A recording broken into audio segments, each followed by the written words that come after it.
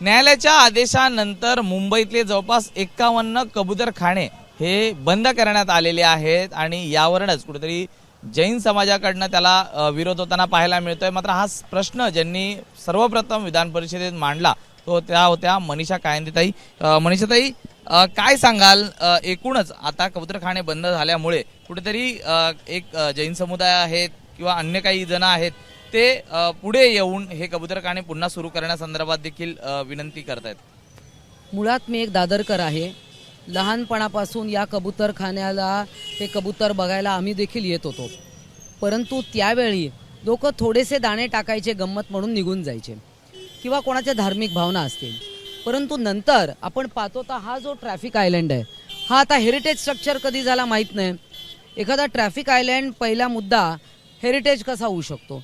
बरं, ते कोणीतरी हेरिटेज केला, त्याच्यानंतर त्याच्या आतमध्ये बाकायदा पिंजरे ठेवण्यात आले, त्यानंतर त्यामध्ये 200 किलो धान्य स्टोरेज करायला लागले आणि लाखो कबूतर इकडे येतात। मुळात म्हणजे हा सगळा विषय जो आहे तो सायंटिफिक आहे। मी स्वतः प्राणीशास्त्राची अभ्यासक आहे, PhD केलं मी प्राणीशास्त्रामध्ये। आणि कबुतरांचे जे मायक्रोफायब्रस जी बारीक पंख असतात जे त्यांच्या त्वचेला खूप जवळ असतात त्यांच्या, ते तुम्हाला मायक्रोस्कोप खाली दिसतात, ते तुम्हाला नेकेड आयला दिसत नाही। आणि असं झाल्यानंतर ते तुमच्या श्वसननलिकेत जातात। दुसरं, कबुतरांच्या विष्ठेमध्ये जे फंगस आहे त्याचे देखील हे सगळे जीवाणू हे तुमच्या लंग्समध्ये जातात, फायब्रोसिस क्रिएट करतात, हायपर ॲलर्जिक त्याला तुम्हाला निमोनियाटिस होतो।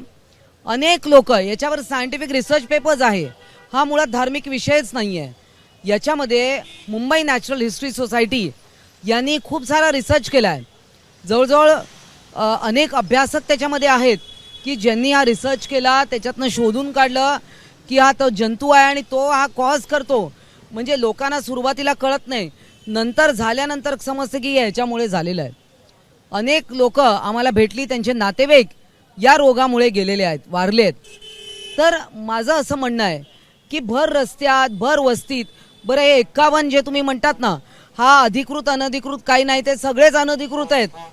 तुम्ही जे म्हणता ना 51 अधिकृत, असं काही नाही। आता इकडे एखादा दुकानदार आहे, तो त्या कोणतरी येतं तिथून धान्य विकत घेतं टाकतं, अशा अनेक फुटपाथवर कबूतरखाने झालेले आहेत।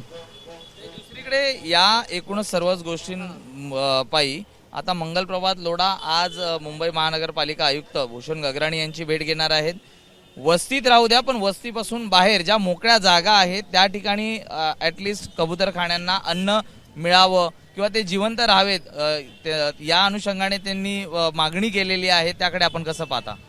प्रत्येक प्राणी मात्र जगला पाहिजे। त्याच्यात प्रत्येक प्राण्यांमध्ये काही एंडेंजर्ड स्पीसीज असतात जे धोकादायक आहे, ते या आपल्या जगातनं नष्ट होण्याच्या मार्गावर आलेले आहेत। कबूतर तसा काही 1972च्या वाईल्ड लाईफ ॲक्टप्रमाणे तो काही एंडेंजर्ड स्पीसीज नाही आहे आणि त्यामुळे त्यांची संख्या खूप आहे। बरं, कबूतर तुम्हाला दाणे टाकायचे, मर्सी फीडिंग याला एक शब्द आहे, मर्सी फीडिंग, तर तुम्ही हे करताय। मी काही जैन धर्मीय लोकांशी बोलले, ते काय म्हणाले, कबुतरांनाच दाणे टाका असं काही नाही आहे, प्राणी मात्राला संरक्षण करा।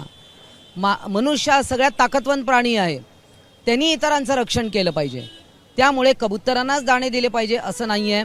कदाचित माझी चूक असेल, काही जैन धर्मियांच्याच लोकांनी मला सांगितलं आहे, आता हा वादाचा विषय असू शकतो।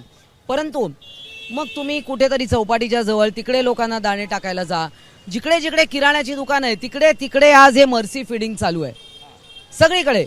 आज तुम्ही LJ रोडला बघा, कबूतरखान्यांमध्ये तर गोण येऊन दाणे टाकले जातात, गोणी रोजचे 200 300 किलो। अरे काय चाललंय हे?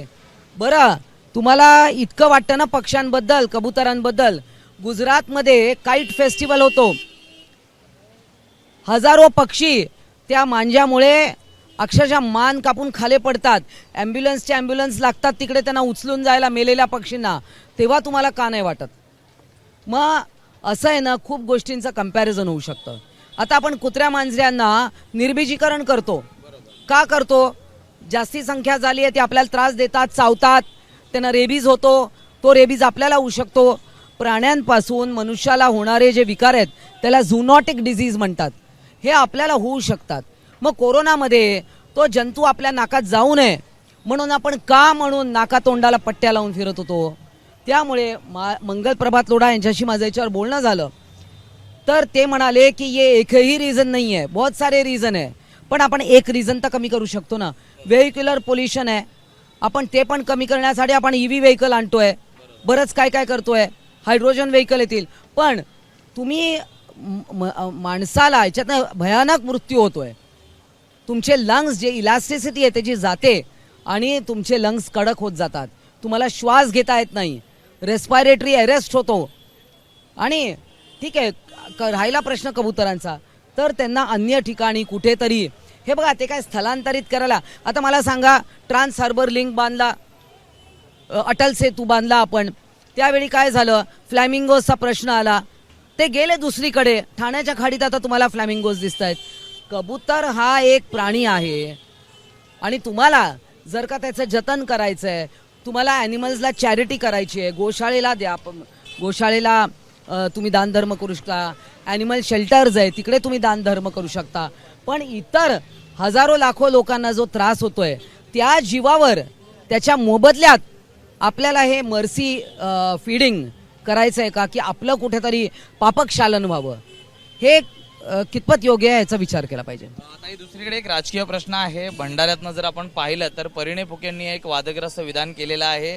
शिवसेनेचा बाप हा मीच आहे असं ते म्हटलेले आहेत. कुठेतरी एकीकडे समन्वय समितीतनं महायुतीतील जे मित्रपक्ष आहेत त्यांना एकत्र आणून त्यांचं एक सुसंवाद साधला जात आहे. मात्र दुसरीकडे अशा विधानांमुळे कुठेतरी मिठाचा खडा पडत आहे. नाही, परिणय फुकेंनी हे वाक्य का म्हटलं आणि ते मला माहिती नाही, परंतु मी याचा निषेध करते.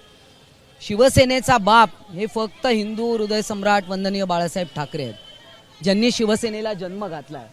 आणि त्यामुळे मला असं वाटतं की अत्यंत चुकीचं आहे, त्यांनी याचा क्षमा मागितली पाहिजे. आमच्याशी बातचीत केल्याबद्दल व्हिडिओ जर्नलिस्ट सचिन शिंदेसह मी सूरज सावंत, ABP माझा, मुंबई.